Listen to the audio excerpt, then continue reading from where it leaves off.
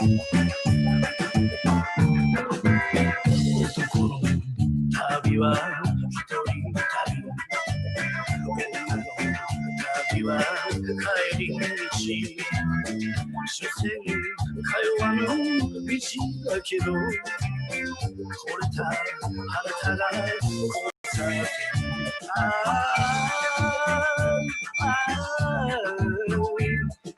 石がもし空から俺の心を見てるやろう。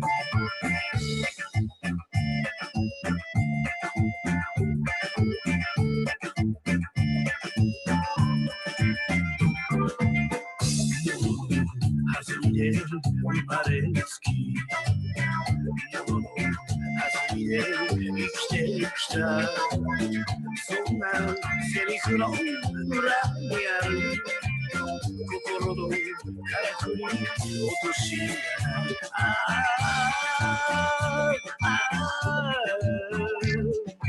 一番申し出る頃は俺の心に涙が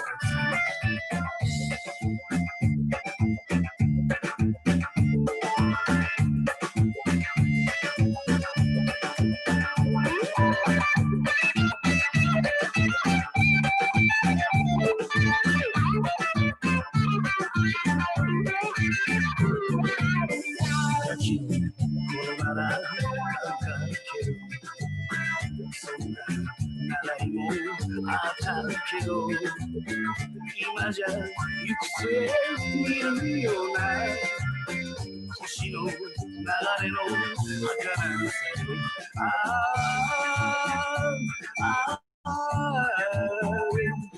一番星消えるたび俺の心が寒くなる。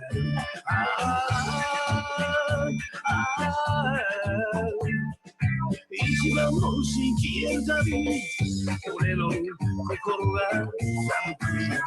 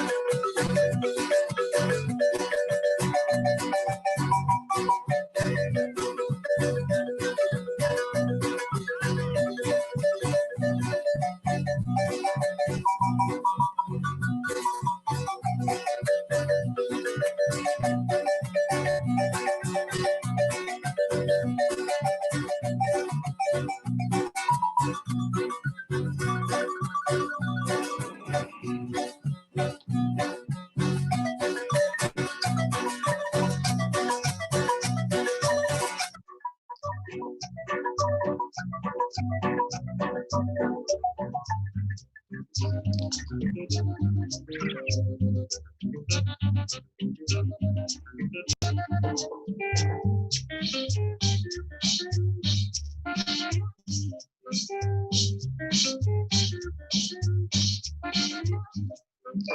morir el último rayo de sol, van naciendo los flores de la luna.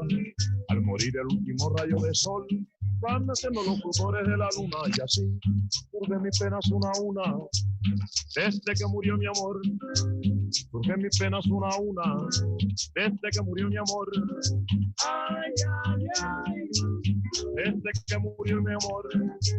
Ay, ay, ay, desde que murió mi amor.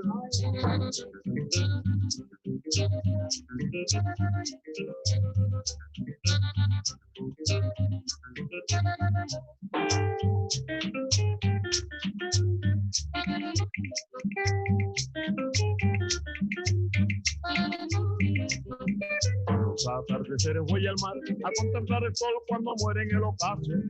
Los atardeceres voy al mar a contemplar el sol cuando muere en el ocaso. Y así, como barca perdida, de tumbo en tumbo voy con mi fracaso. Como barca perdida, de tumbo en tumbo voy con mi fracaso.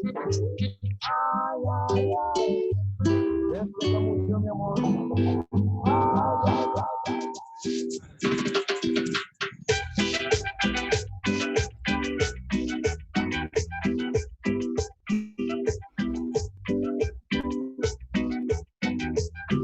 Me voy a tomar prestada felicidad al mañana, pagar con crédito plástico para librar la semana.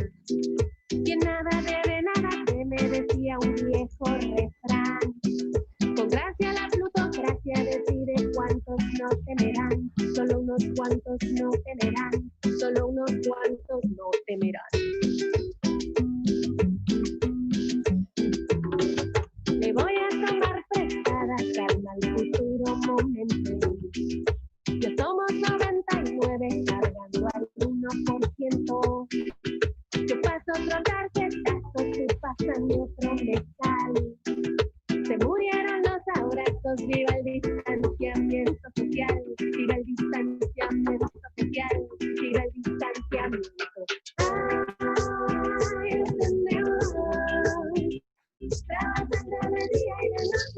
Together we are stronger. Together we are stronger. Together we are stronger. Buenas tardes. Buenas noches. Bienvenidos. Welcome, Raza Cósmica and allies. This is your rebel broadcast straight from the ancestral homelands of the Sonora Desert, aka El Norte. Aslan coming at you from the heart of Arizona's surging pandemic to all the tribal lands from coast to coast and beyond. Orale! What's up? What's up? 10,000 years, we've been here. We've been here coming together to tell some stories, to share our truths. Guess what, gente? It's the new moon! And so if you're here listening, that means you have made it, weary travelers, to La Lunada. La Lunada! Orale! Virtual Literary Lounge. I'm your host, Mark David Pinate, producing artistic director of Borderlands Theater, your humble community artist. Wishing everybody a happy Father's Day. Happy Juneteenth. Happy Pride Month. Some of y'all proud all year. That's good. DJ Dirty Verbs, how you doing, brother? So good, man. So good to be here. Thank you. Yeah, thanks for giving us the rhythm, giving us the heartbeat, right? Keeping it, keeping us going. DJ Dirty Verbs, we are in some mythical times, que no? That's very true, and it's just reminds me how important it is to be able to still come together, even in these new spaces, and make it happen. The first time we did this, it was just so it just changed the whole course. I felt like my week, and even maybe the whole moon. I don't know. It's especially important during these pharaohs and plagues times, right? Some hubris downfall type shit coming up. Yo, familia, Catalina Mountains have been on fire all month. If you're in the Chukchon area, right, you've seen them burning. I see them every night burning, right, like a metaphor as the empire around us burns, right, that unholy alliance between white supremacy and capitalism. Tear it down, burn it down. We're going to burn it down. Always when I used to host the Lunadas back in the day in the mission, I would always talk about, it's like a fire, right? Like a campfire, right? Every new poem, every new open mic, right? It's another log, right? By the end of the night, we got this raging inferno going, right? So surely in some bona fide biblical first shall be last and the last shall be first kind of times. Because, the police are definitely last right now and the people first. Go! What's up? 2 Supreme Court rulings in our favor? What? Come on now. That doesn't happen every day.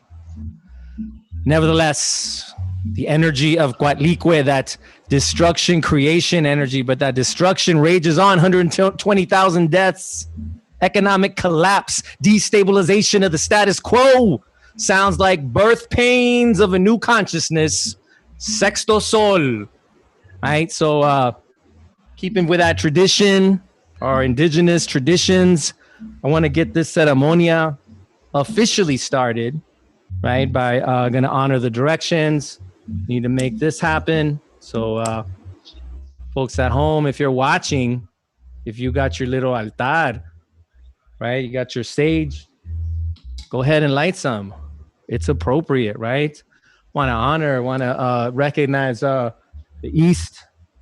Send some smoke to the East, right? The where the sun rises, element of fire, the season of spring, the youth, the children. And then I send some smoke to the West, where the sun sets. The direction of los ancianos, the elders, right? The season of autumn. And when things die out, there's some season dying out for sure. I give thanks to the North, the masculine energy, season of winter, the element of earth, and then to the South, the feminine energy, la mujer, right? The season of summer, element of air. I think Father Sky, Mother Earth below us, and the center, Aho. All right. I want to also at this time bring up a special guest in honor of Father's Day. It's a surprise poet. She wasn't advertised. She's doing a special appearance. Everybody at home, give some love for Kid Sun Rock. Kid Sun Rock, jump up there. Oh yeah. Okay, we're gonna do a little poem. Here, hold that. I'm Dad's that little Father's Day, father-daughter. We'll back you up here. Here we go. One day I will play with my friends and we will fly like butterflies. One day I will do crossword puzzles with my nana while a pot of bean cooks. One day I will see my cousin Benji. One day when the birds chirp and the bullies are gone, when the killing stops and we are healed, one day when we are all together. Yeah! Kid Sun Rock, y'all. Otherwise known as Sol Yolcin Pinate. Keep it in the family, y'all. All right. Again, happy to be here on behalf of Borderlands Theater, Galeria de la Raza, with our Lunada, right, to celebrate Pride, right? June Pride Month. My LGBTQ allies, right? I'm happy to be celebrating that with them. And speaking of allies, I want to introduce the main ally of our collaboration here with this project. Please give some love from home, from your couch there, to the executive director of Galeria de la Raza, Ani Rivera, my co-host, Ani Rivera. What's up? Hey! Hi, everyone. I'll center myself with a little Palo Santo. It's great to be here. Greetings to everyone desde La Misión en San Pancho, Califas. Saludos a todos los que se están sincronizando con nosotros en esta noche de la luna nueva, the new moon. I think it's really important and beautiful to during these times to come together and really set intention moving forward, giving us time to reflect on these times that we're living. And given that we are honoring, Pride Month, I would like to really call in elders, and they were part of, the movement of liberation for the queer LGBT community. And when I think about that, it's remembering that Pride has always been a revolution. It was a revolution. It'll continue to be a revolution until we defund the police and fund what matters and what allows us to show up holy. So I want to call elders that were part of this movement, like Marsha P. Johnson, Silvia Rivera, Gloria Anzaldúa, Audre Lorde, folks that made it, so that we could tell our stories and created a path, not just, in terms of queer liberation, but POC centered, narrative and focus. So it's an honor to be here. I hope this is a time for all of us to heal. We've had a lot of wins this week, as Mark said, the Supreme Court. But these are all just minor wins. Our work continues. And so gathering with loved ones is so important. I'm so honored to be with people that are chosen family, people that we've, been in the struggle and continue to create space for us to hear each other, to heal and to keep moving forward. So I want to thank everyone throughout the history of the Lunada that has always used this as a space for ritual, for storytelling, for envisioning the future that we want to be a part of. And so we're watching all the young folks. I got to give a shout out to all those young folks that have been shutting things down and finding new ways to disrupt, to dismantle what's, the system, whether it's through social media, taking over like hashtags, just disrupting this shit. Like, this is such an amazing time to, for younger folks to also be thinking about their own ways that they can continue to teach us and push us in this moment. So yeah, intention. So it's an honor to be here. And so I'll leave it at that. I'll be back. So happy Pride, happy Juneteenth, happy just being able to step into our power right now. This is the moment. And it's really, coming together to this Lunada. It was a mind of many that came together, curators that have been working on, thinking of folks that can represent us, that speak to us, that not only are we based out of San Francisco or Arizona, but we're looking at the whole country. And so I'm gonna, it's my honor to introduce our next poet who viene desde la frontera, Ciudad Juárez, México. Jesus Valles is a queer Mexican immigrant, educator, storyteller, based out of Austin, pero como les dije, de Ciudad Juárez. Shout out to Ciudad Juárez. Who else is from Ciudad Juárez? Yes. Claro, el Juanga. And Jesus holds a master's in communication studies from California State University, Long Beach, with a focus on performance and qualitative research methods. He is a 2019 Lambda Literary Fellow, a 2018 Undocumented Poets Fellow, and a 2018 Tin House Scholar. They have received support from Fine Arts Work Center, Community of Writers of Squaw Valley, Etowah Arts, and the Poetry Incubator. Their work is published in the New Republic, Palabritas, the Acentos Review, Quarterly West, Tin House, and Boat. Jesus currently teaches social and emotional learning to high school students, focusing on those who recently arrived to the US. So we're gonna use our American Sign Language kind of way of clapping, and everyone put your hands in the air at home. Yes, Sandra taught us this. One of our curators. Give it up for Jesus Valles. Yes. Hey, y'all.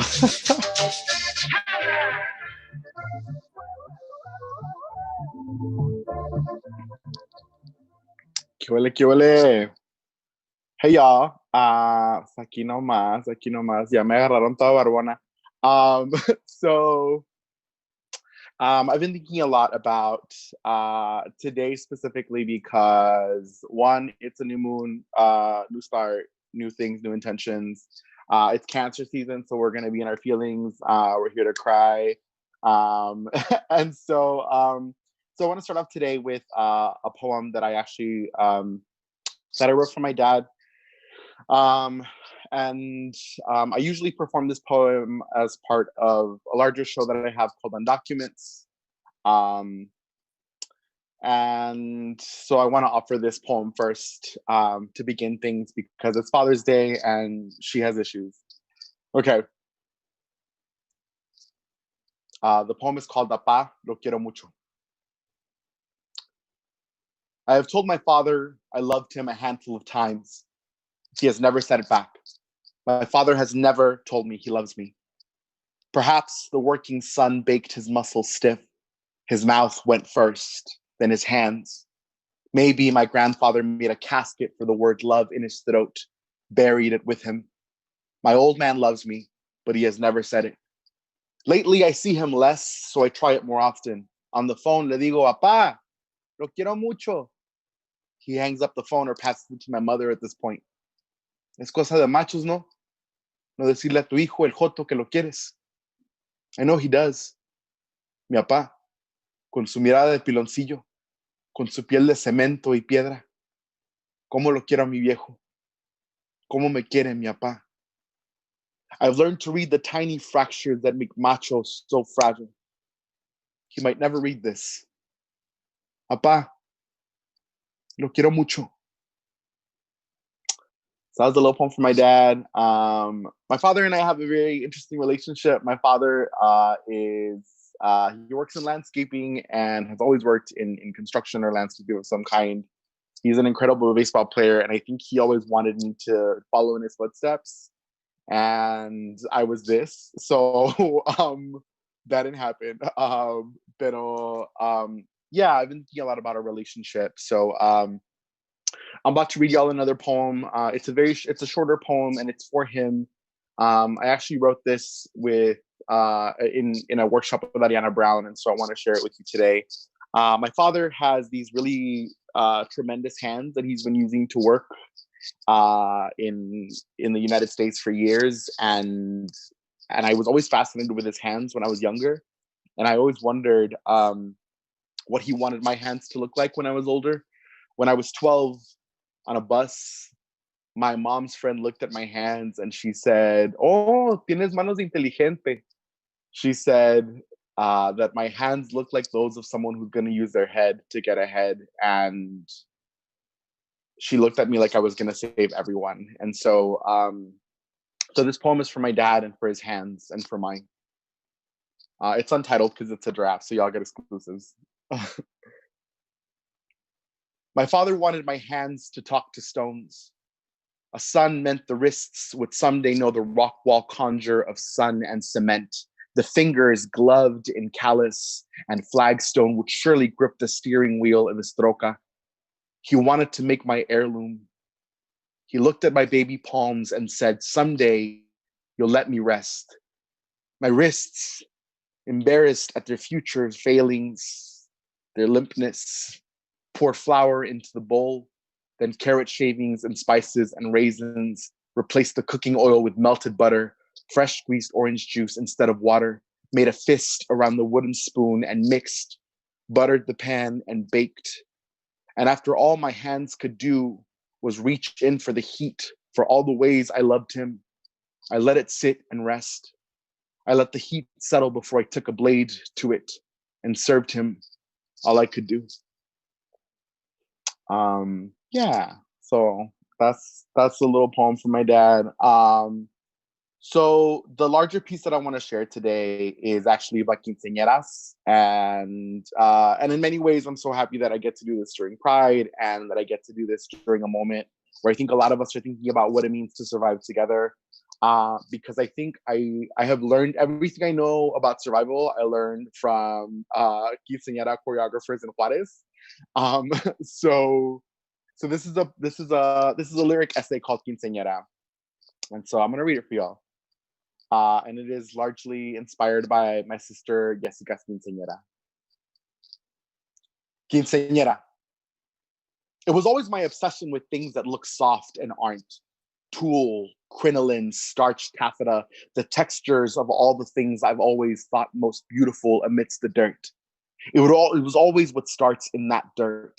My mother pinning the clothes in the tendedero, white panties and heavy sogging things to be unhooked after work, and worlds of sheets blinding and flailing while the wind kicked up the regales in los barrancos de Ciudad Juárez. Once, a man tried to steal my ama's sheets, and my mother, having heard the rustling of his theft, left her shower nearly naked, chasing the man with a brick. Pinche viejo, tráeme mis sábanas! Dirt and flowing sheets around her furious body like a carapace, like a dress.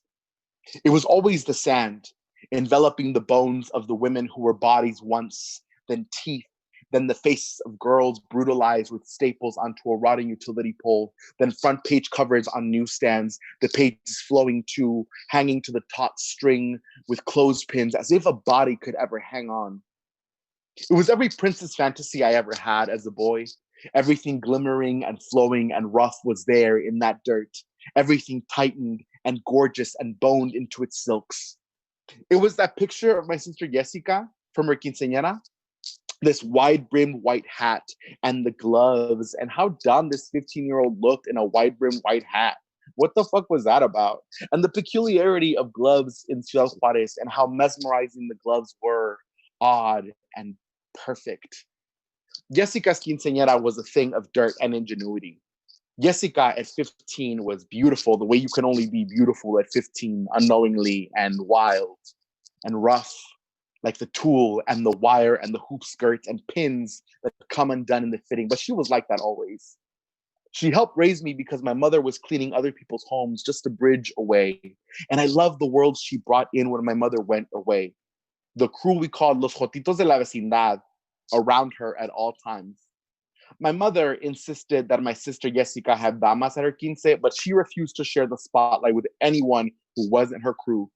For her birthday, they gifted her a move-by-move recreation of Madonna's Vogue performance from the VMAs. Adán, Saúl, La Chuya, Claudia, Martín, they dressed all in black, and when it was time, they cleared the dance floor, which was just the dirt road in Juárez that led to our home. Even as a child, I thought, my God, this is absolute magic. To turn dirt into a dance floor, to turn yourself into a diva in the dust. My God, to be that fabulous. Have you ever seen Jotitos dance in sand and wind? Jessica's dress moving too like it was going to be the only thing that saved us. Every other quinceañera gift in Juárez was put to shame. Ciudad Juárez is an odd city. 15 meant maquilas. 15 meant fiestas. 15 meant bizcochos. 15 meant men drinking. 15 meant you were probably drunk. 15 meant bus rides to the factories where the world was made. 15 meant everything about your small world was terrified and sequined and breathing and choking all at once. 15 and the fear that my sister would one day be swallowed by that desert. 15 and a few years away from the first one of the boys getting sick and the first one in the group to die not long after that. Juárez was a strange city. El Paso is a strange city like that too. Just a few weeks after her quinceañera, my sister Jessica crossed the Rio Bravo into El Paso. Her white gloves became yellow and rubbered, and there was Jafra perfumes and tardeadas in Dallas and cleaning other people's homes for her too. But she was alive and breathing, and no sand ever ate her. But damn it if she wasn't going to have her quinceañera in Ciudad Juárez. Damn it if she wasn't going to be 15 and alive, rough and soft and flowing and beautiful in the dirt, just like all the things I've always loved most. Last year, during a talk back at a show after a performance, an audience member asked me where I trained as an actor and as a writer. At the gay bars, I replied. It's true. There is no better conservatory, no better training ground for the dramatic arts than the gay bar. Beyond the gay bar, queer spaces are performance spaces where we learn how to make ourselves dazzling and quick-witted and funny and strong. And hopefully, if we are around the right folks with the right hearts, it is where many of us learn to be kind. I think back to my sister Jessica often, a straight woman who is now in her 40s and has 3 children, and how lucky I was that at age 14, she had good enough taste and reason to make the queer folks in our neighborhood her closest friends. We didn't have much in our small house in Juarez. My parents did their best on the money of a maid and a construction worker. But here were these queer folks who could come in like these glimmering tornadoes every time my sister was babysitting me. Loca, mira este video. Unlike the men my father drank with at parties who were quiet and still and aloof until they were 3 beers in, my sister Jessica's friends, Adan, La Chuya, Martin, Claudia, and Saul, were these loud, vulnerable, bright, affectionate wonders who all seemed to take each other in with the caring of a sibling. And they were so funny, lip syncing and choreographing numbers in our little living room, taking gentle jabs at each other. They taught me everything I know about acting, about performing, about being alive. More importantly, in their caring for one another, they taught me all about survival. They taught me that to be queer and alive in this world is to always live in the teeth of risk. So we have to care for one another. Adan was beautiful. My mother envied Adan. In retrospect, I do not know how Adan would identify if they were alive today, but they walked close to this breathtaking femininity, a delicate, brave kind of beauty. La Chuya was loud and mustached and sissy and limp-wristed, una exagerada. And what was most inspiring was the way they would lean in to listen to whatever hurt you when you needed it most. Then there was Martin, who was quiet, loving, and deeply devoted to his family, who would die providing haircuts for everyone in the neighborhood, attempting to make our little corner of Juarez more beautiful, even as his hands grew thinner and thinner and eventually disappeared. Claudia was the muscle of the operation, tough and beer drunk often, and whenever anyone would utter, pinches jotos, it was Claudia who would be the first to offer a fist to the offender. Claudia was not fucking around. She still doesn't. She, unlike most of the group, is still alive. And then Saul, who remains as timeless as he was when I was a child, the perfectly coiffed, pockmarked, sharp-tongued madam of the group. Saul ran shit. Saul was as much a mother as anyone could be. Saul opened his home when the group needed it and fed folks when stomachs railed against the meager bellies they hid behind. Saul brought the best music and led every choreography and always, always, always, always offered to marry my older brother. Because my older brother was a baseball player and, well, you know what that means. He didn't need any more reasons than that. My brother declined the offer because we so often run away from the best things in life, and he's straight. Nobody's perfect. But here, these 5 queer people had made a little family in Ciudad Juarez. Here they were keeping each other alive.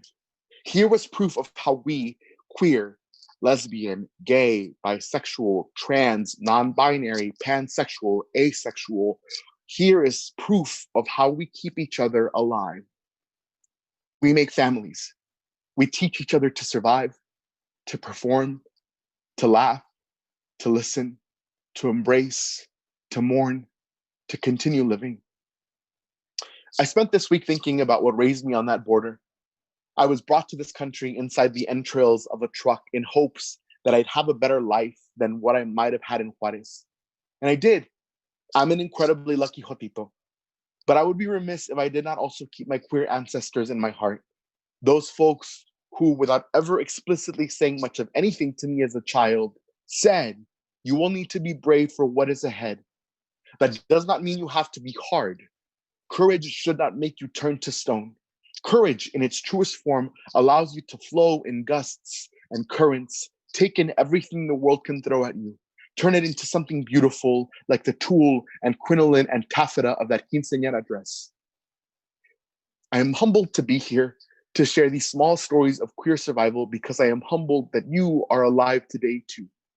And here, how glorious. We who already lost so many are still here, alive for one another. It is the only way. Many of us began Pride Month thinking of the brothers and sisters we lost at Pulse.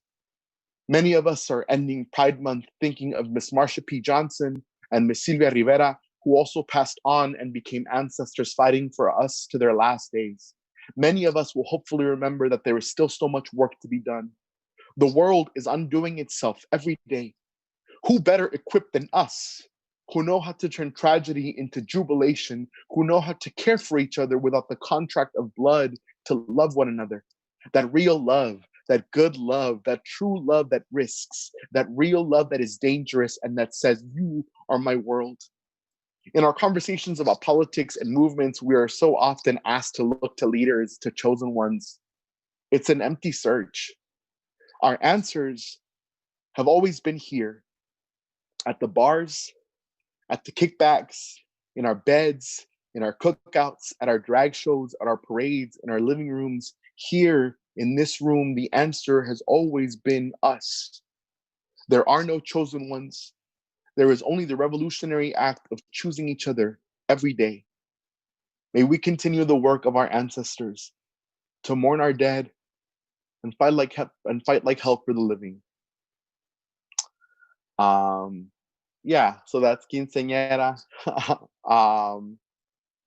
Thank you all so much for tonight. This has been really, really wonderful. I want to do one last short poem, and I want to do it only because I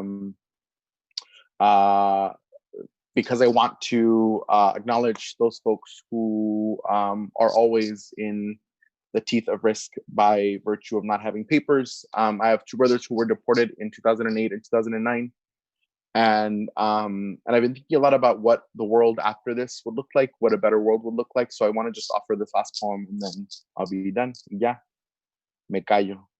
It's a quick one. It doesn't have a title, so. Someday, my mother will die. I'm not grieving early. I have always known this well. I have always had a sick and tired mommy who will ask, ¿Qué van a hacer cuando me muera yo? Here's what we will do. The water in the tiny cap from the Dimetap bottle dries up, and my mother never refills it for San Judas, patron saint of lost causes. She doesn't need to anymore. Nobody's home needs cleaning, and nobody screams about food stamps today, and the baby doesn't have ojo today, so the cup where we crack the egg into water is empty too. My mom only fills water glasses for herself now. No country makes her thirst for her sons to be returned or enough money for my sister's baby, so she only offers water to herself. At the end of this whole thing, nothing extraordinary happens. My mother dies and we outlive her. She dies of old age, not sick, but because she is ready and good to go and full-bellied. And the wildest thing, the most impossibly wild thing about this death is that all of us, my brothers and sisters, all of us are able to attend the funeral without having to show a single form of ID to anyone, anywhere. And afterwards, we eat together. Thank you all so much for having me. Happy Pride, happy new moon, and may we keep taking fire into the streets and to the places that we need to.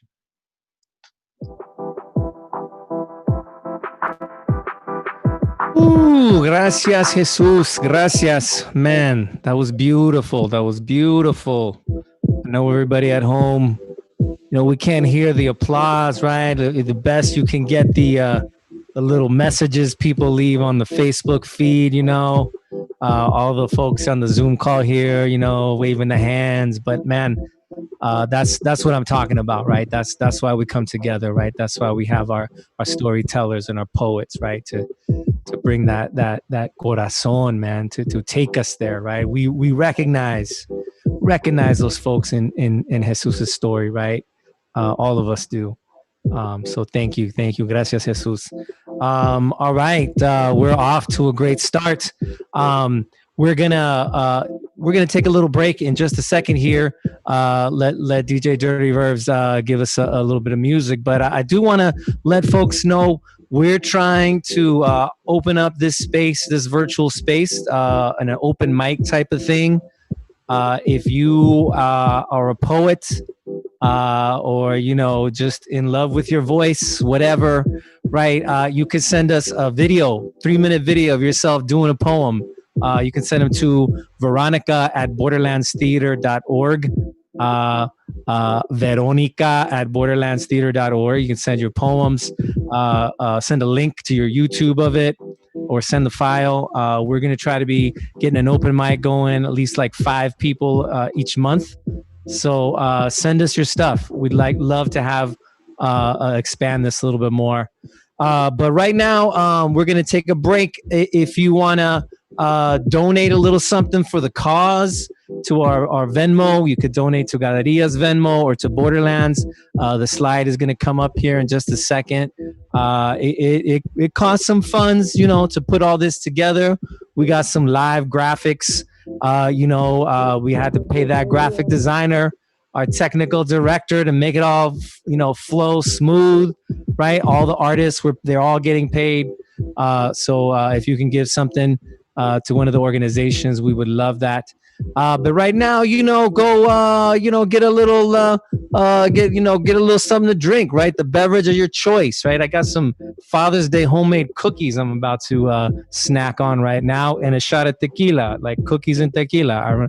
The next feature coming up, you can have a drink, you can have a beer, and chill with Marga coming up. We also got Eva Sierra, homegrown talent, coming up as well. So I'm going to go take care of some business, go to the potty. If you got to do that, I remember the potty line at Galeria de la Raza in the back was a great place to hang out during the intermission. Chop it up with some folks waiting for the one bathroom. All right, I miss those days. Y'all going to get 2 bathrooms next time, but I miss the one bathroom. All right, 10 minutes. We'll be back. Take it away, DJ Dirty Verbs. Woo! Yo que te quería ver, pero no se va a poder. Toca quedarme en casa, toca quedarme en casa. Yo que te quería ver, pero no se va a poder. Toca quedarme en casa, toca quedarme en casa. El sol ya se escondió. Que el día nunca empezó, son las 9, ya Wanda me testió, pa' casa me metió, ahora despierto hasta las 6, todo el día jugando play, se acabó la leche, ya lo despejé que yo eché con play, no quiero morir, tampoco romper la ley, pero estar metido aquí, hasta mayo 16, está cabrón. Ey, está cabrón ser yo. En la fila un viejito se desmayó. Quiero que el virus se vaya como no soy yo. No tengo tatú y lo quiero usar. El concierto tuve que cancelar. Yo te quería ver. Ay, pero no se va a poder. Toca quedarme en casa. Toca quedarme en casa. Mi casita,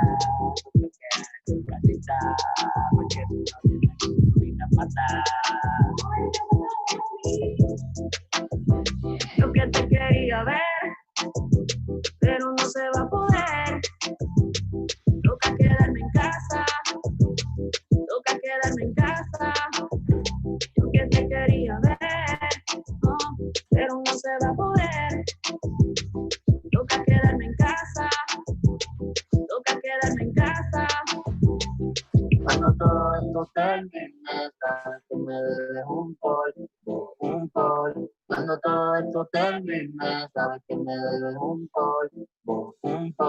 Cuando todo esto termine, sabes que me debes un polvo. Cuando la cuarentena termine, sabes que me debes un polvo.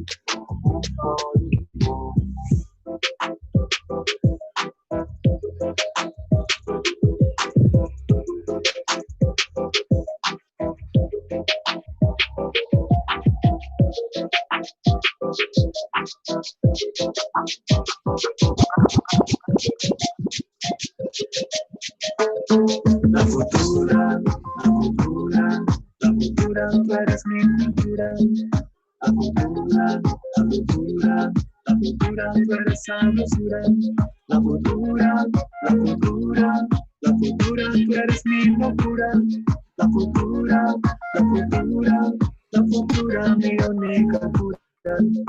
Subiendo a tu dimensión, no te encuentro, andas de viaje, buscando la inspiración. No me traje equipaje, solo quiero andar, nadando en tu mar. Déjate aparecer, te voy a enseñar y sacarte a navegar por la ciudad espacial. Vente, ya tú sabes que tú eres muy especial. Eres fuera de este mundo y en tu cosmos yo me hundo muy profundo. Eres fuera de este mundo y en tu cosmos yo me hundo muy profundo. Buscaba, no andabas cuando yo te esperaba, miraba muy clava, se me caía la baba. Ahí estabas, reinabas entre todas las chavas, bailabas, sudabas, vibra que me afectaba. La futura, la futura, la futura, tú eres mi natura. La futura, la futura, la futura, tú eres sabrosura. La futura, la futura, la futura, tú eres mi locura. La futura, la futura, la futura, mi única cura. Cuando pensaba que ya no iba a poder andar, que por aquí o por allá enfocado en las fallas, te encontré en la playa, la casa de los mayas, toda la vibra que me diste casi me desmaya. Sorprende cuando digo que para mí eres un sueño, la vida hizo maravillas con tu gran diseño. Ya sé que eres independiente y no seré tu dueño, pero si te dejas amar mi cosmos yo te enseño y te saco a navegar por la ciudad espacial. Vente, ya tú sabes que tú eres muy especial. Eres fuera de este mundo y en tu cosmos yo me hundo muy profundo. Eres fuera de este mundo y en tu cosmos yo me hundo muy profundo.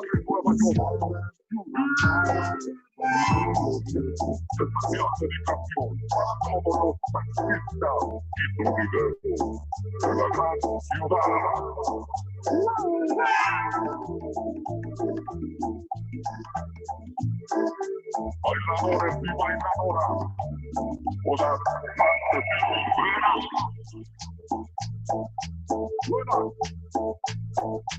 suena la cumbia.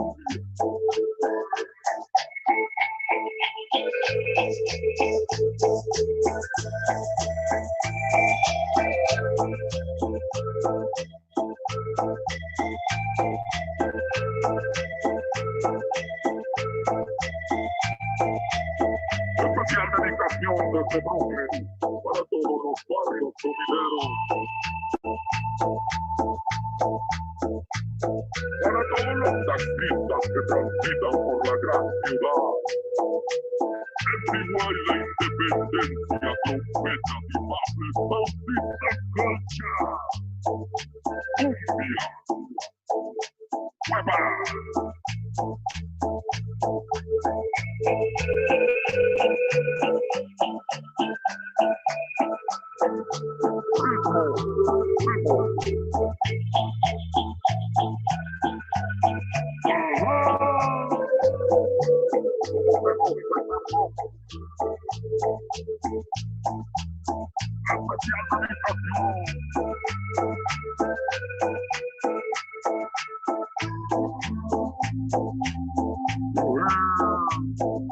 Órale, ahí viene la cumbia, ahí viene el taxi. Rolando por capital.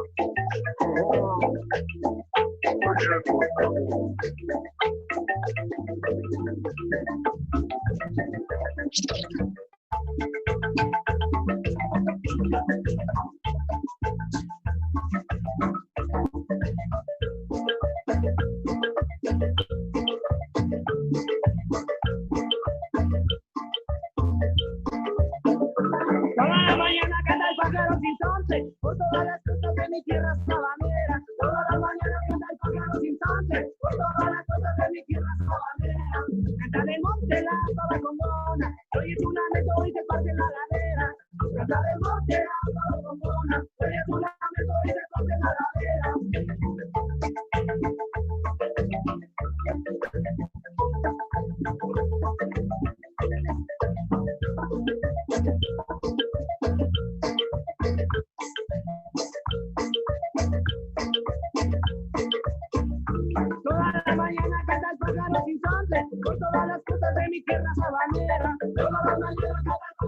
entonces, con todas las cosas de mi tierra sabanera. Cantaremos de la bombona, oye tu lamento y te pase la ladera. Cantaremos de la bombona, oye tu lamento y te pase la ladera.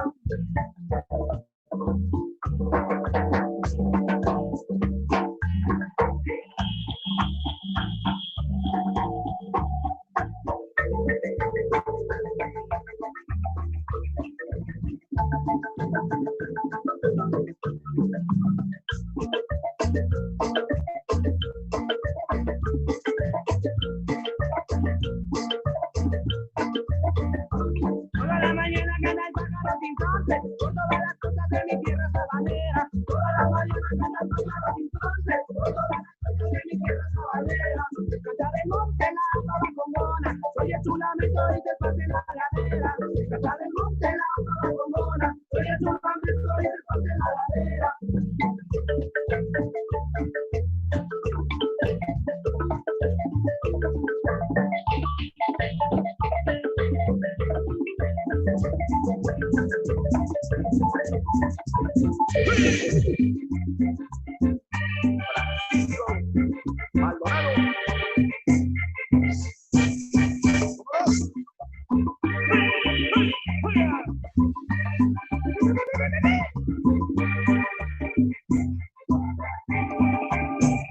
Que todo te lo di sin medida.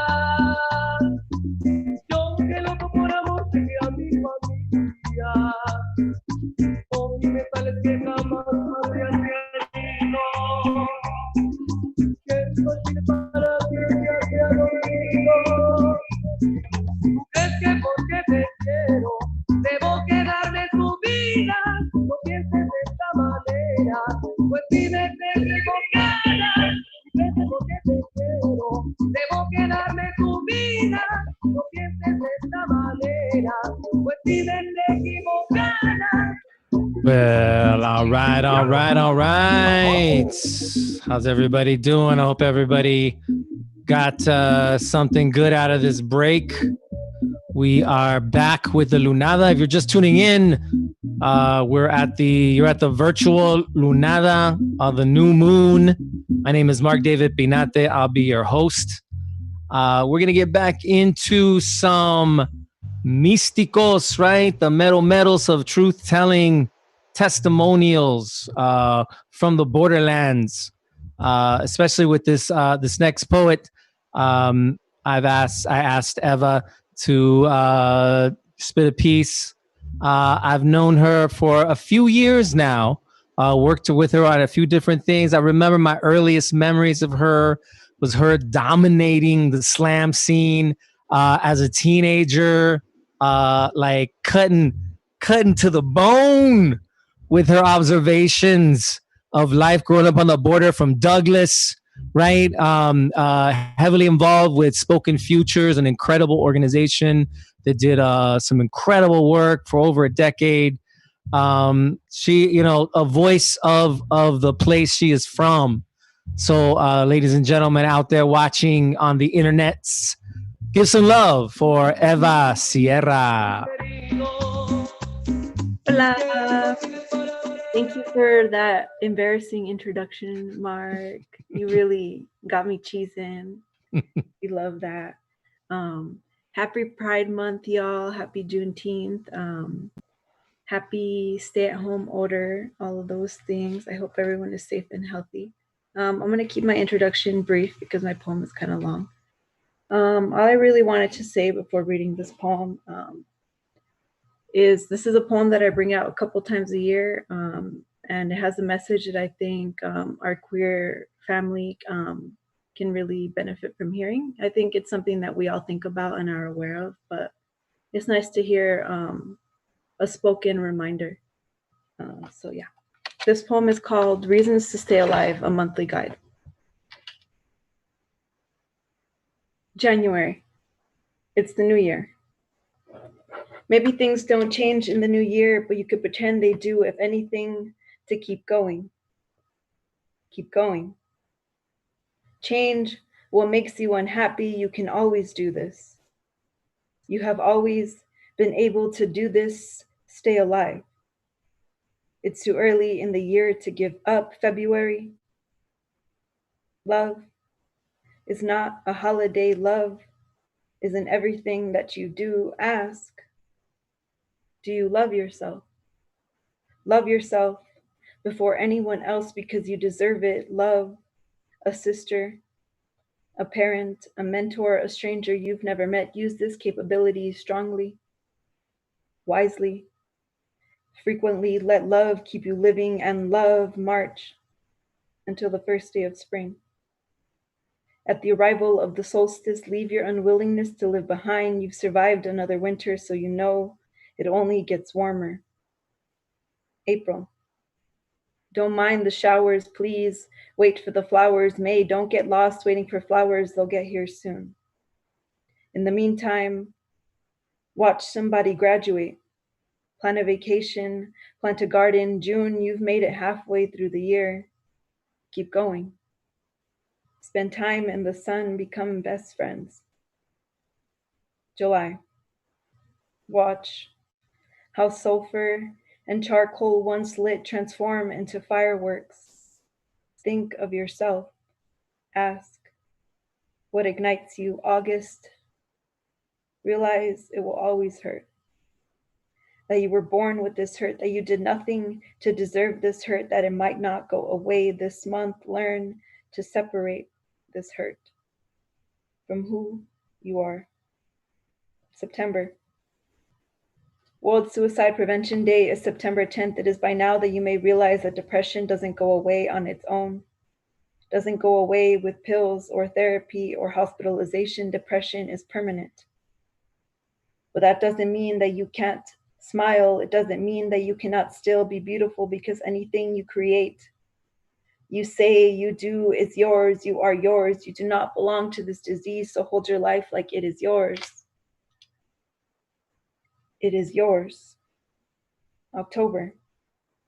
You are not alone. You, like so many others, are affected by this disease that is making you feel alone. Use this month to notice you're not the only one, and to understand how the need to live you see in them is the same in you. November. Think about everything you have ever been grateful for. Think about how you have made others grateful. Think about how you are you. Be grateful to be you. December. Count the number of white lights on everything you see. When you're done, think back to the past year. You have 12 reasons to keep going. Keep going. Thanks for holding space for me, y'all. And thanks to the other performers. Your words are really important, and I'm happy to share space with y'all.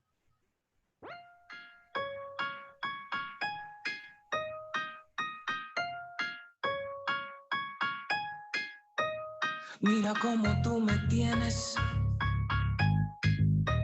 borracho y arrepentido.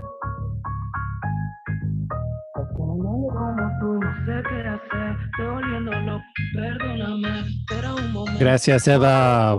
Right on. I'm going to turn it over to my co-host, Ani Rivera.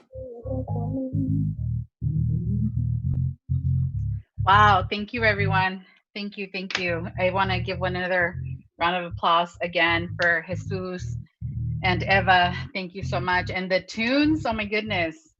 You had me thinking, Mark. Yeah, I have to correct you. We will have like 8 bathrooms at our new sites. So no more waiting in line. And so this is the moment I think that I want to take to sort of give an update on where we are with Galeria and what we're doing in the next couple of, months and what our reality looks like. We have made the decision to let go of our temporary space that we had through the time that right now we're in construction for a permanent home. And we had a temporary space, and we've let that go to make sure that we can prioritize keeping our staff and artists paid. And in the meantime, we continue to work on the new site. Design work is happening. We know 8 bathrooms are coming in. We know we'll have a dedicated performance space. We will have a gallery dedicated space. And for the first time, I think I'll have an office, which is amazing. And you know what most important this opportunity is offering us as we're going through COVID, as we're dealing with dismantling systems that didn't work for us. It's allowing us to dream and think about how we want to show up in the world and how we will be manifesting, and making sure that art is central to the existence of our community, to the expression of our community. We've been working very diligently and focused on making sure that we have a permanent home, not just for 50 years. This is our 50th anniversary. We're entering our 50th anniversary, and our whole goal is to keep thinking forward of the 7 generations before us, the 7 generations that come ahead of us.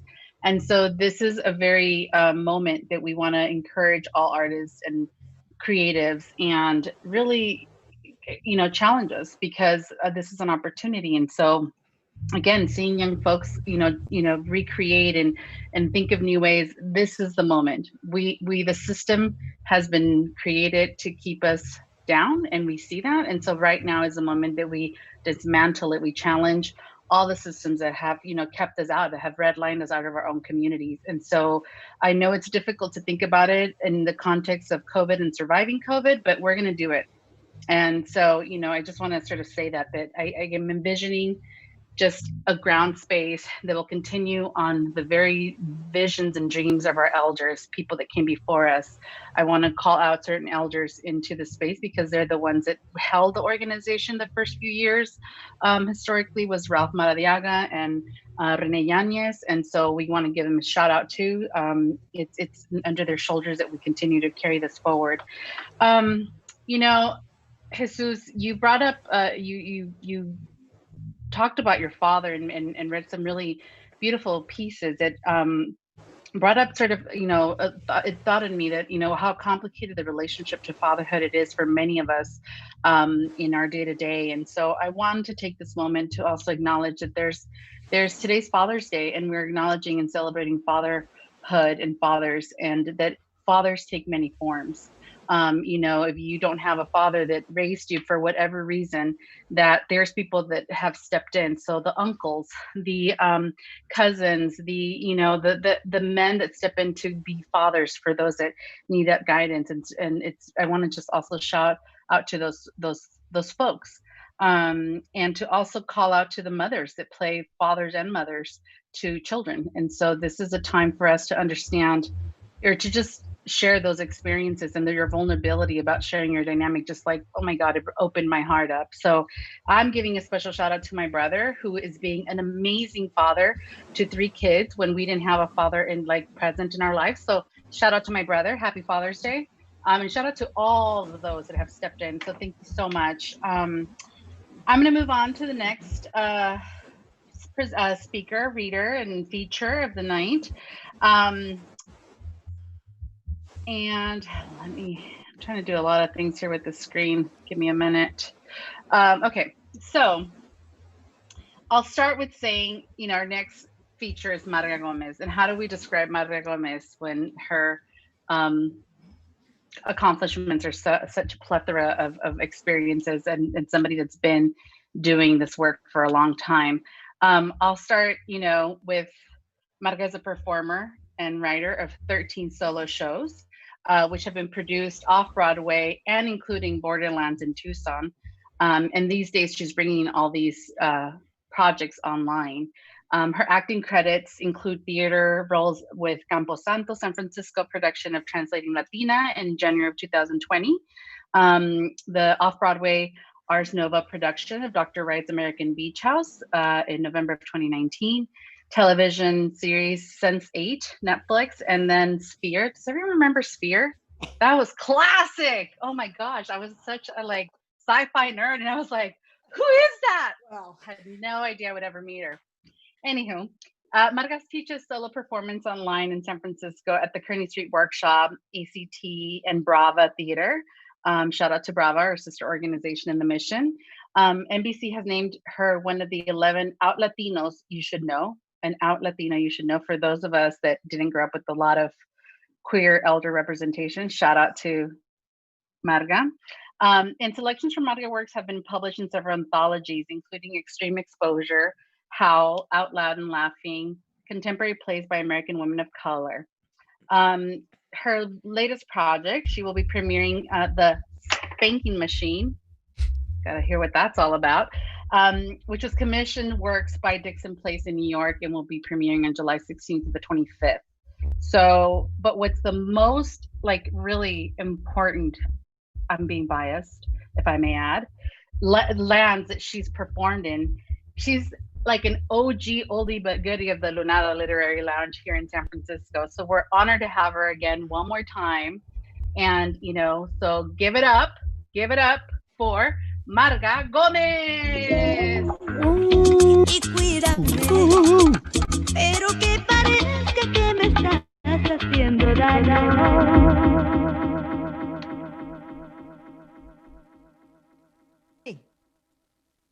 Oh, can you hear me okay? Ani, easy with the elder stuff, okay? You know, some of the elders have issues with being elders. So just call me a stud and let's leave it at that. Okay. I'm a mentor. I'm a stud mentor. Actually, I have lip gloss, so I don't know what I am. I guess I'm still just the soft butch. You all know it's Pride, and Ani, you brought up Sphere, which you know, I was going to let you off the hook with the longer intro, but you know, I did. I had this time in LA, and I went out for roles in movies, but it was the late 90s, and so there wasn't really a lot of opportunity for it. Was the Latin they called it the Latin explosion. Anybody remember that? Latinos exploding? No, it was opportunities for Ricky Martin, Jennifer Lopez, and the Taco Bell Chihuahua. So Sphere was really a cool thing because I wasn't getting shit, and then I got this part. You know, I've been going through all these auditions. You know, for Latinas, it's terrible. It was like the Latina maid, the Latina hooker, or the Latina midwife, and then that occasional nuanced role. She's a Latina who's a hooker and a midwife. But then I got Sphere, and you can actually stream it on Netflix, perhaps. It's still eventually it will go to Hulu. But right now, if you could just stream it on Netflix, I get a portion of a penny. And look for me in the beginning because I don't make it to the end. My character's name, because you might not recognize me by my bobbed haircut. My character's name is Jane Edmonds, and it's science fiction because I know that even in science fiction, you hardly ever see somebody like me named Jane or Edmonds. And I man an underwater biosphere with only one other military personnel crewmate at my side, Teenie Fletcher. She was played by Queen Latifah. So folks, this may come up in trivia. What movie did Marga Gomez and Queen Latifah co-star in? Sphere. Spoiler alert, when you do stream Sphere, just pay attention to the beginning because me and Queen Latifah, we die in the first half hour. I'm killed by eggs and she's killed by jellyfish. Why? Because they always kill the lesbians of color first. This was the 90s. Of course, things are better for lesbian characters in Hollywood. Now lesbian characters live long, happy lives in prison. Anyway, this is my dad. And I just thought, yeah, it's Pride, but it's Father's Day. And I've had a lot of bad relationships in my life, but I actually had my best relationship with my dog Tabasco, my ex-girlfriend Susie, who's also my landlady, and most of all, my father, Willie Chevalier. So I'm going to do some stuff about my family. I'm going to do some stuff from my solo shows. This is from my first solo play, and it's called Memory Tricks, and it's about my father and my mother, who were both in show business and shouldn't have been having children. I was the only child they had together. One day, I was after school. I was upstairs in my bedroom. I was doing a book report I was in my Catholic school uniform and I was doing a book report about Anne of Green Gables. Anne of Green Gables is a role model to many Latina children. And I heard my parents talking downstairs in the dining room. And since it didn't sound like they were having a fight, I figured it was safe to go downstairs. My father adored me. I mean, both my parents loved me, but clearly my father adored me. And my mother was like, she's a little masculine. And I heard my father calling me first. Miss he had all these nicknames for me. Like his stage name was Willie Chevalier. So we kind of all had stage names in our family of three. And he called me Lieutenant, Captain, Champy, or Miss Gomez. Miss Gomez, would you kindly come downstairs for a momentito? Your mother and I want to ask you a little question. It will just be a momentito. Now, a moment of time isn't much to ask of a 7-year-old unless it's a momento, which takes longer than a moment. And ironically, in Spanish, a momentito is hella long. I went downstairs. My mother was calling me, Marga Gomez, come downstairs right now. You can do your homework later. I come downstairs and I see my parents, and my father says, there she is. How was school today, darling? Siéntate aquí. Your mother and I, we want to ask you a little question. We want you to think it over. Okie dokie. Who do you love more? Me, your daddy, your captain, your fiance, or your mother? Take your time. Whatever you say is okay. Look into your corazón. What does your corazón tell you? Margita, you can only pick one. Now tell the truth. Tell your father who you love the most. Are you going to pick a man who couldn't get out of bed for your first communion because he was out all night with his garbage? Cállate, Cheva, I'm talking now. Are you going to pick him? Or are you going to pick your mother? Your mother who takes care of you. Your mother, tu madre, who takes you to the doctor when you're sick, who buys your clothes and pays for them with her own money. You tell me right now, Marga Gomez. Because if you want your father so much, then I can have another child. I sat for a while. I took my time. I looked into my corazón and I said, you, Mom, I pick you. I love you the most. I'm sorry, Daddy. I really loved him the most, but I was already expert at making a deal. That's a little, I messed up the end, but that's memory tricks. I hope you get the Sousans. I love it. I've got I've got 2 screens, and I'm looking at this little cute cutout. Hi, Facebook. Hi, Facebook. Hi, YouTube. Hi, Twitch. Hi, Grindr. Hi, everybody. It's such a cute cutout. You always do everything so nice, you artists. Jeez, I'm really glad you let me hang out with you. Is it my Steve Harvey hat? Okay, I'm going to do now. I think I might have to use my glasses because I'm an elder Annie. Okay. I'm going to do, I'm going to go back to my dad. See, that was me and my dad in my mother's bed. Oh yeah, that was my mother's bed. He had a room, she had a room, I had a room, the Chihuahua had a room. We're a very close-knit family. So I'm going to do a little piece, completely lost track of time already, from Spanking Machine.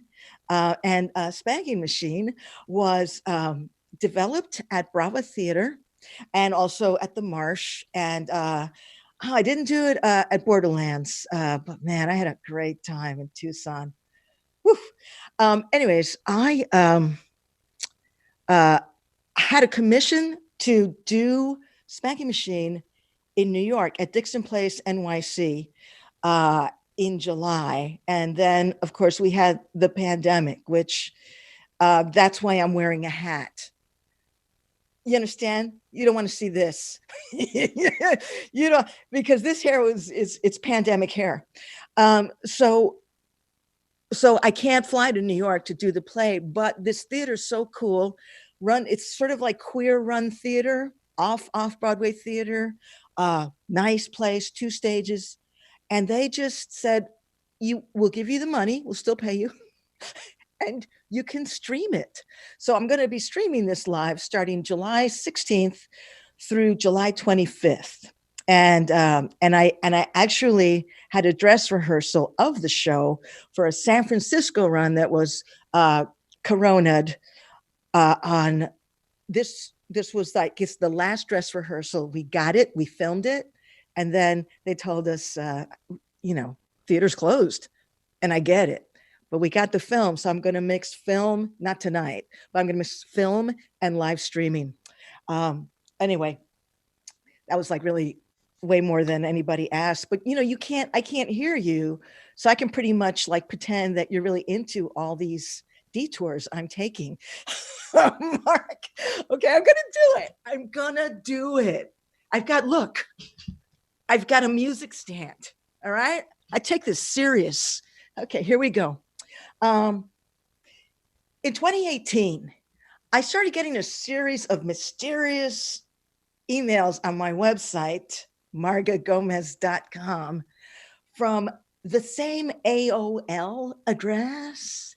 I don't know about you when you get AOL mail, but it scares me. I think I'm being hacked by Russia. And this kept going on every now and then, just blank emails from AOL. And then by December of 2018, the AOL sender succeeded. Dear Margaret, I have tried to reach you many times now. I wrote a long, detailed message going down memory lane, but I lost it before clicking the submit button. You probably have no idea who this is. But I'll give you a hint. I'm the first boy you ever kissed, and probably the last. Ha ha! Exclamation point. It's me, Agamemnon Perez Jr. Agamemnon was named after his real butch father, Agamemnon Perez Sr., who was the best mechanic in Washington Heights. And I was also an only child of my mother, Margarita, a dancer who could never walk in flats. And to our parents' dismay, Agamemnon turned out to be more of a Margarita, and I turned out to be more of an Agamemnon. And parents, that's what happens when you don't put energy and effort into naming your newborn. He went by Scotty, though, because he felt Agamemnon was too Cuban. Agamemnon, Scotty, was the first boy in our school, Immaculate Conception in Washington Heights, to be sent to the spanking machine. We had this sadistic nun. I know that's redundant, but her name was Sister Kevin Williams. True story. And she had a kink, and she liked to swing little boys around by their neckties for any reason whatsoever. And on this day, Scotty, Agamemnon, Scotty, gave her a reason. He sassed her. He said something like, "Oh, sister, you're just jealous." And sister came at him and she grabbed his necktie. But on this day, he was wearing a clip-on. It took 4 kids to get her back up to her feet. She was a hot mess. Her hair was coming out of her wimple. We didn't know nuns had hair. It was like, look, she's got hair. And she said, Agamemnon Perez, it's time for you to visit the spanking machine. None of us had ever seen the spanking machine. But ever since first grade, we'd heard about it, and we had nightmares about it. Nobody saw Scotty for the whole day. For the whole day, he was gone. It's like, is Scotty dead? Has he been spanked to death? And then we saw him after school in our schoolyard, our lovely Catholic schoolyard that was surrounded by barbed wire. And Scotty looked different. He looked like a man. He looked like a legend. And all the children were just crowding around him like paparazzi, asking him questions. Agamemnon, is the spanking machine like sister says? Agamemnon, does the spanking machine have sticks or little hands? Agamemnon, does it make a sound? Agamemnon, does it make copies too? And Scotty waved them all away and he said, I can't talk about the spanking machine today. You don't want to know. And my name isn't Agamemnon, it's Scotty. And then he looked over their heads and he saw me, the tallest girl in third grade. I was having a growth spurt in third grade. I mean, at the rate that I was growing back then, I would be 6 feet tall today with a basketball scholarship and several girlfriends. Because, you know, ladies like tall people. But I was afraid back then in third grade that I would be too tall to get a husband. So it's true. You can do it. I willed myself to stop growing. I'm the same height now that I was in third grade. And it was the perfect height for Scotty to see me and say, Margaret, where have you been all my life? No one had ever called me Margaret before because it wasn't my name. But when Scotty called me Margaret, a name as plain as Margarita is beautiful, I found myself Margaret. A forgettable name, Margaret, an American name, Margaret, an ordinary name, perfect for my new life as Scotty's partner in crime. I almost got to the end of that without making a mistake. That was a spanking machine. Oh, thank you. Oh, thank you, Facebook. Thank you very much. Okay. I'm going to, thank you so much. This is really fun. How much time do I have left? Am I okay? Somebody hold up, wrap it up? No, keep going? Oh, keep going. Okay. Oh, okay. That's a comedy signal is to get out. I'm just going to do like 5 minutes more. Is that okay?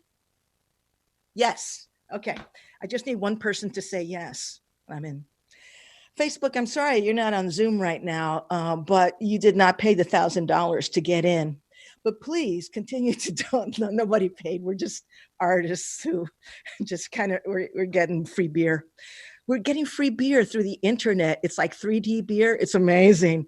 But please, please, please, thank yourselves for donating to Galeria. Thank yourselves for donating to Lunada and Borderlands and all our venues, but especially Galeria and Lunada. And if you haven't yet, I'm sure they'll give you all the links and everything.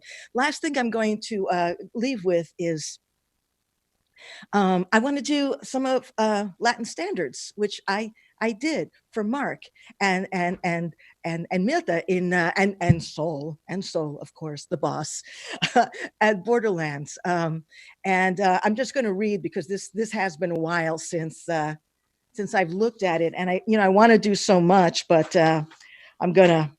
I throw things on the floor. That wasn't even it. Nope, not it. Oh, here we go. Okay. Jesus really inspired me to change what I was going to do and to do this piece, Latin Standards, that is about my father. I want to change my my background. So that was me and my dad. And then this is my dad. In his sort of the end of his, which way? I'm dyslexic. My dad was the spokesperson for Café El Pico. But what really I love the most about him was, well, so many things, but he wrote songs. And so this song, Latin Standards, was about the songs that he wrote. And they're all songs that are really, they follow the same theme. The man is good, the woman is cruel. And they're all about my mother. Okay, but what he did was he inspired me to become a performer and also to be someone who is involved in presenting shows, to be a curator, do stuff like that. And so, because he always put on shows, these variety shows. So this is about when there was a queer bar, and this is Jesus. This is where I changed when I wanted to. You talked about Pulse, and then I thought I'm going to talk about Esta Noche. I don't know if you ever been. Yes, Esta Noche was one of several queer Latinx drag bars in San Francisco. There was a time in San Francisco before gentrification when there were 3 queer Latinx drag bars within 2 blocks of each other. So it was an amazing time.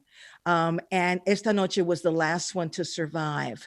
And I didn't know that the owner had actually sold the business already, but I walked in there and I wanted to start a stand-up comedy show. So it goes like this. Esta Noche was steps away from 16th and Mission, a corner that in 2012 could still scare white people. It scared my girlfriend at the time. I've got to just stop here for a second. Now, I've done a lot of, again, I've done 13 solo shows, and in all of my solo shows, I always mention my girlfriend at the time, but they're never the same girlfriend. So just so you know, I've had 13 girlfriends at different times. So I want to talk about her, but I also want to give her anonymity. So I want to give her a pseudonym. Is that what you call it? Or an alibi or something like that? Different name. So I'm going to call her, sorry, give me an honesty. Gwyneth. I'm going to call her Gwyneth because she was such a Gwyneth. Because she was really into health and whiteness. I mean, wellness. And she was younger than me and blonde, and they were all that way, but not anymore because they all have COVID. Anyways, that's great. I can't even hear people booing me.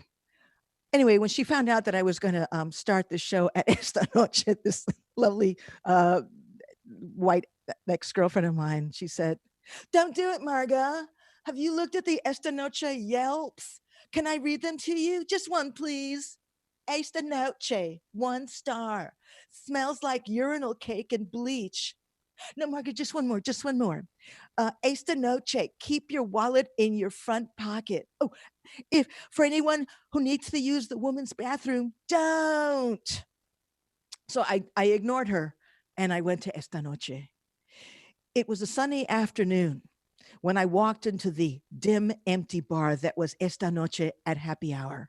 My eyes adjusted to all manner of seizure-inducing lighting, lasers, phasers, chasers, tasers. I started to get a good feeling. Esta Noche reminded me of the last dive my father worked at.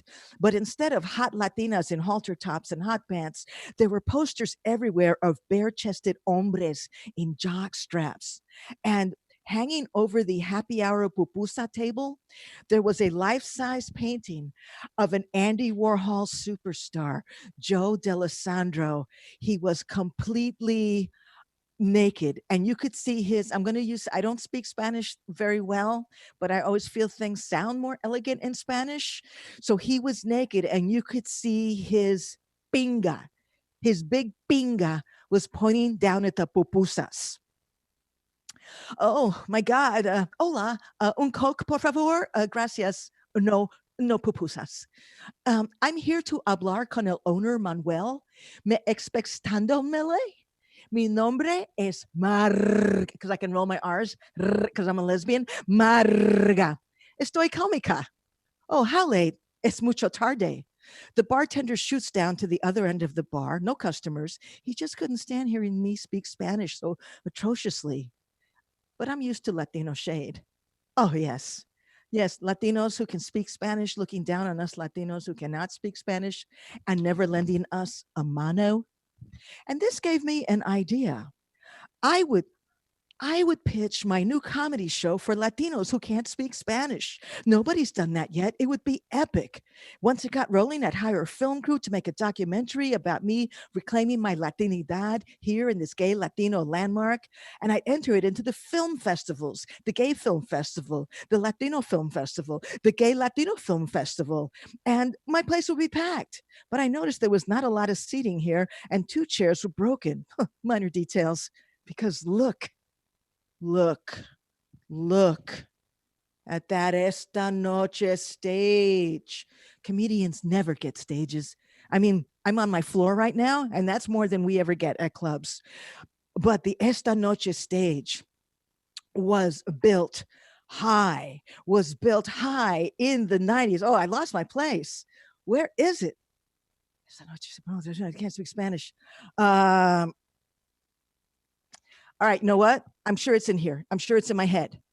The Esta Noche stage was built in the 70s for gay Latino working class people who lived in the mission. It was built by gay Latinos for the chicas de Esta Noche that they loved so much. It seemed like it was this high. It was probably this high, but it seemed like it was this high.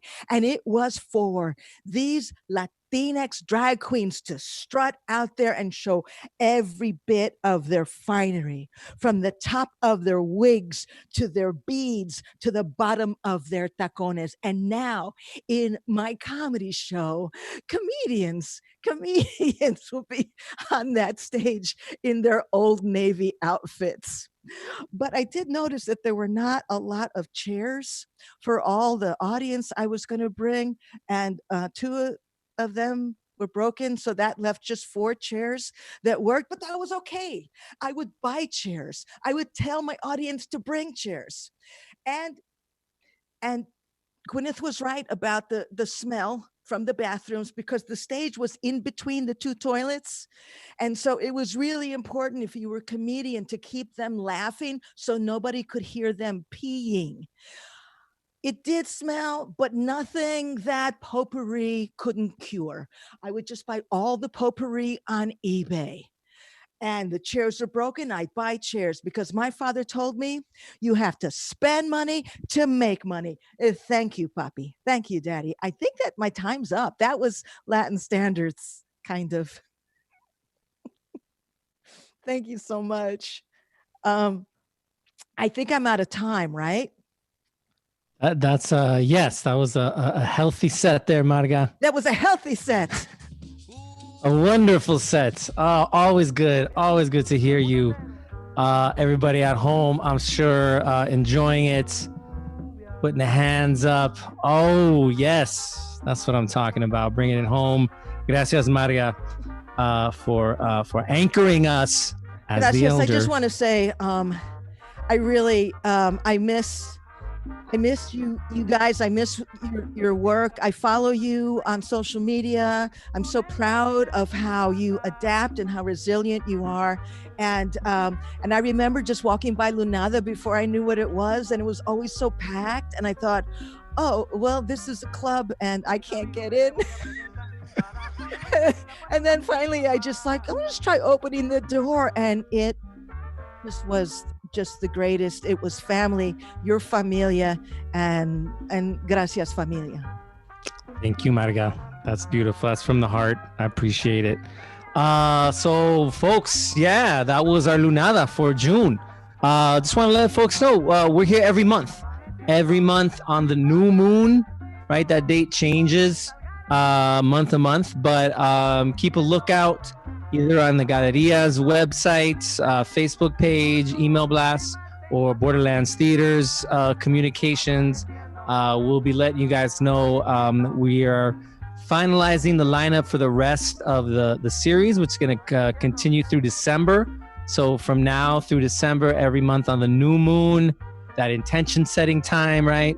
You're going to get another taste of poets and word-based performers from around the country, Latinx, making it happen, ceremony, community rituals style, right? I want to just a few thank yous before we get out of here. I want to thank my man, Adam Cooper Teran, for the backgrounds, all these interesting backgrounds. Thank you, Adam. He's also been keeping everything smooth technically wise. And on that note, also just thanking the staff of both Galeria de la Raza and of Borderlands Theaters. There's several people that go behind the scenes, and many meetings and a ton of emails coordinating all this. So big thanks to our staffs, and let us know, let us know at Galeria or at Borderlands what you thought of the show. We're trying to up our game visually, also with sound wise. I just got something called an audio interface. If you know what that is, then yeah, that's right, I got one. If you don't, yeah, that's right, I got one. I want to also especially thank all our poets, right? The heart of tonight, our poets and performers. It was, again, this is the medicine, right? This is what fuels us, what keeps us going to get out there and do what we got to do. Happy Father's Day, Dad. I just want to thank my mom and pop. I know they're watching. And thank you folks tuning in. If you can make a little donation or a big one to Galeria or to Borderlands, we would really appreciate that. But either way, we're gonna let DJ Dirty Verbs take over about 20 more minutes. Little dance party, right? You could keep the speaker on, hang out with your friends. We're gonna just rock it out here. Again, thank you so much, everybody that participated tonight. Buenas noches. All power to the people. Together we're strong. Peace out.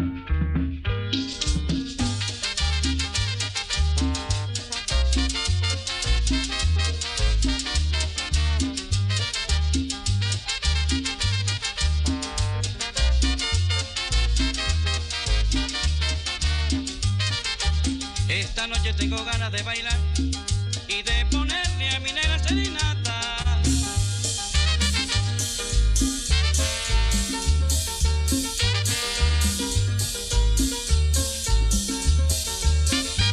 Con mis amigos me le voy a presentar para ponerle en la puerta una cumbiamba.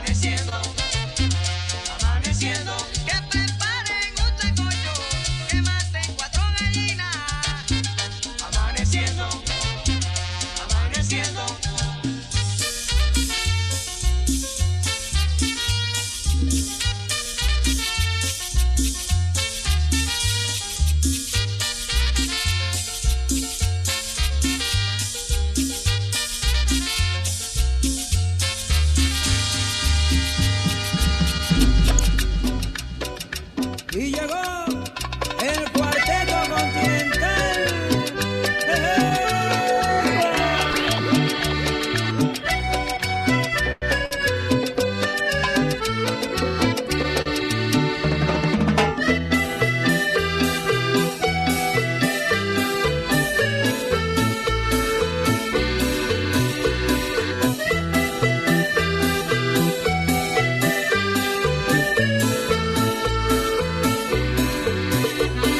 Llorando se fue la que un día me entregó su amor.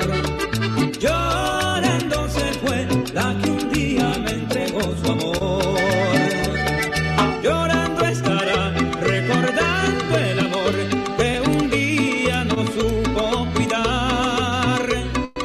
Llorando estará recordando el amor que un día no supo cuidar.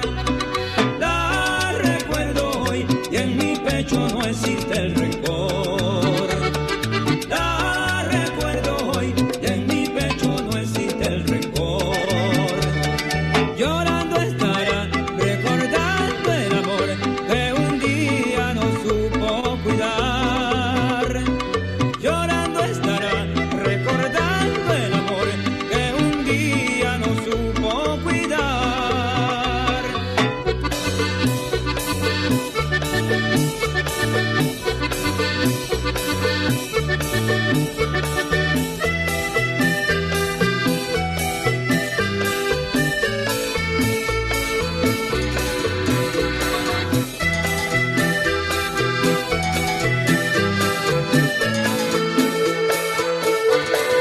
Y llegó la cumbia. 3, 4. Con los hijos del pueblo. Ese botecito, ese botecito, ese botecito si no se mueve se oxida. Ese botecito, ese botecito, ese botecito es para gozar la vida. Mueve lo que muévelo. Mueve nena ese botecito, mueve lo que muévelo. Mueve nena ese botecito, ese botecito, ese botecito. Zum, fa, zum, fa. Ese botecito que Dios te dio no es para que se lo coman los gusanos. Ese botecito que Dios te dio es para que lo gocemos los humanos. Ese botecito que Dios te dio no es para que se lo coman los gusanos. Ese botecito que Dios te dio es para que lo gocemos los humanos. Mueve lo que muévelo. Mueve nena ese botecito, mueve lo que muévelo. Mueve nena ese botecito, ese botecito. Bailamos, nena. 3, 4. Ven a mover el botecito. Ese botecito que Dios te dio no es para que se lo coman los gusanos. Ese botecito que Dios te dio es para que lo gocemos los humanos. Ese botecito que Dios te dio no es para que se lo coman los gusanos. Ese botecito que Dios te dio es para que lo gocemos los humanos. Ese botecito si no se mueve se oxida. Ese botecito es para gozar la vida. Mueve lo que muévelo. Mueve nena ese botecito, mueve lo que muévelo. Mueve nena ese botecito, mami, muévelo y muévelo.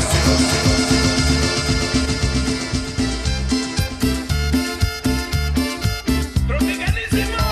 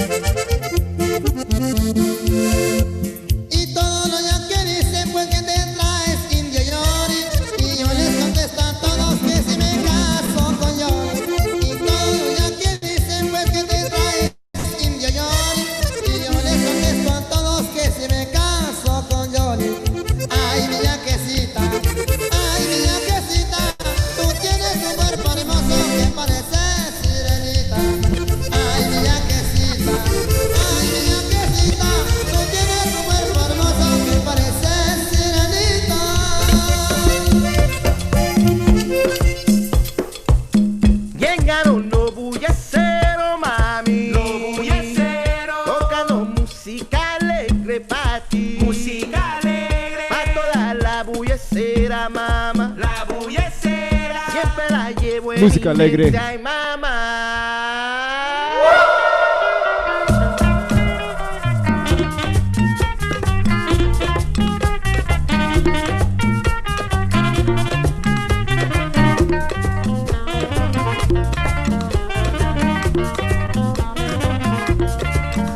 Bulle Pongo desde Los Ángeles.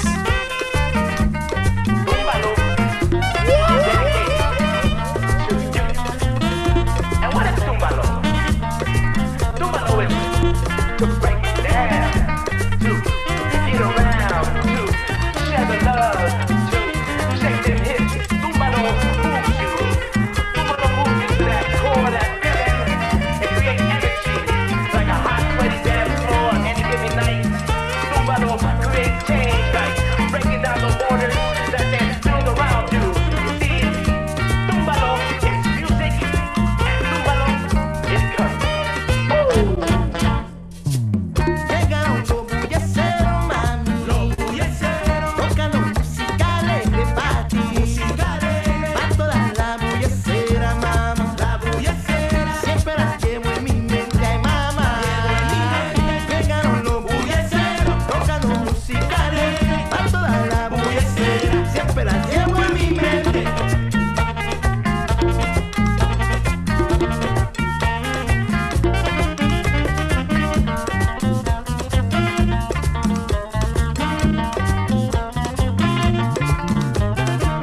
Huye la costa oeste, mami.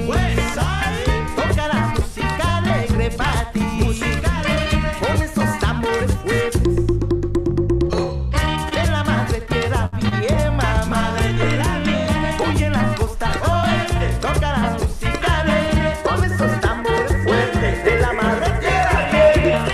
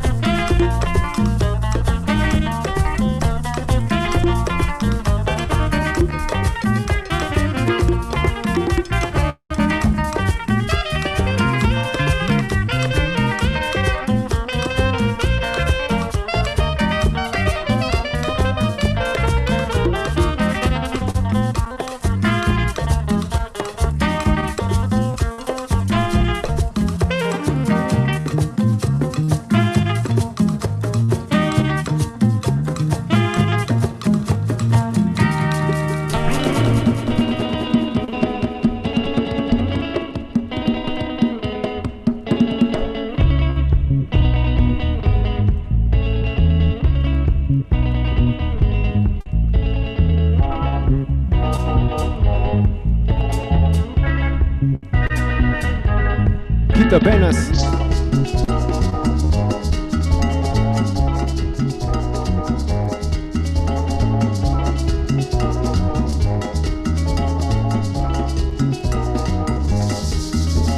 Tranquilidad, acompaña, tranquilidad, acompaña la naturaleza, la naturaleza.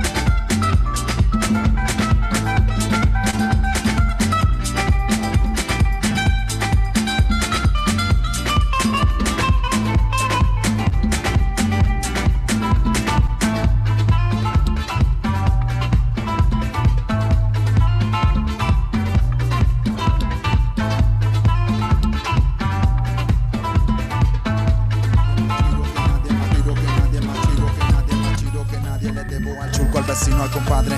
Tengo un hueco en el bolsillo, un hoyo negro directo al abismo. Me persigno con la estampa, que no me abandone en la crisis, mi santa, santa madre de la raza. Dame la fuerza, bendice mi casa. Traguito de ron, pa' calmar las penas y el desazón. Hasta en las veredas exhalo emoción. Quiero diversión, exceso pa' calmar la depresión.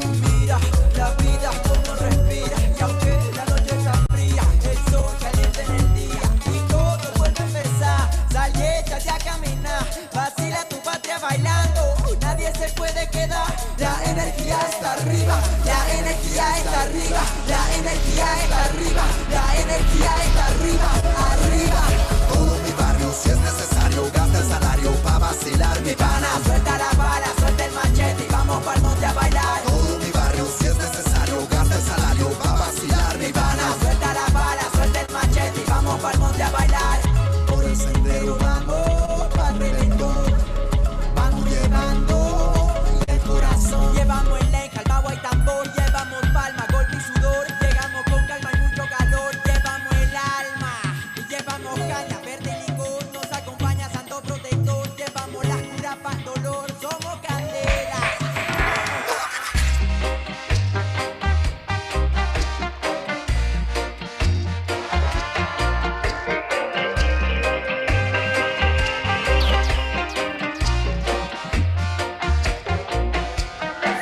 Echo pa'lante, ay mira, me jalan para atrás. Es todo una envidia, bendito, qué barbaridad. Y me río yo de la gente, porque lo mío será. Pero como hay gente que te tira, me voy a tener que preparar y me voy a dar una limpieza pa' que no moleste más.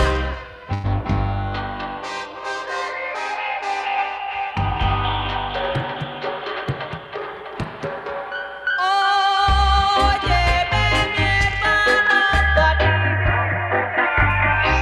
me bañaré con hierba para los que están oyendo, oye lo que estoy diciendo. A mí nadie me alimenta, yo me visto y me mantengo, pero mira, me voy a bañar con pesar.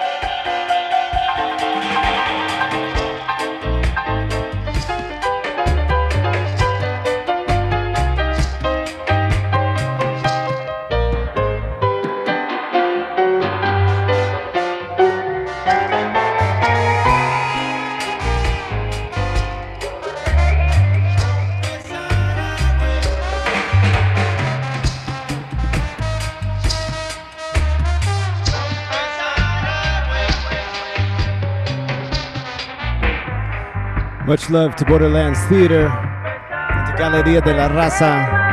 Que viva la Lunada. Me voy a esta misa, pienso ponerme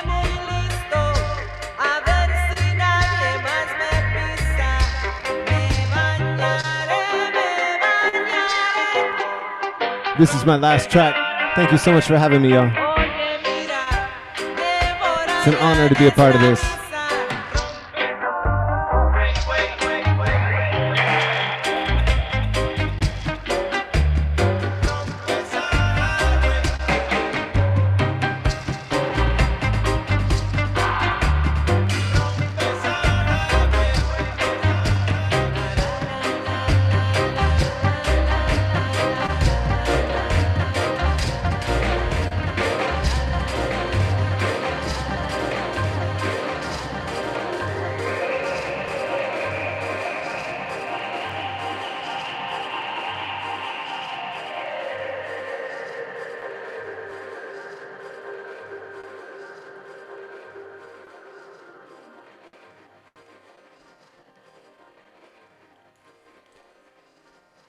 Con mucho amor, cuídense mucho.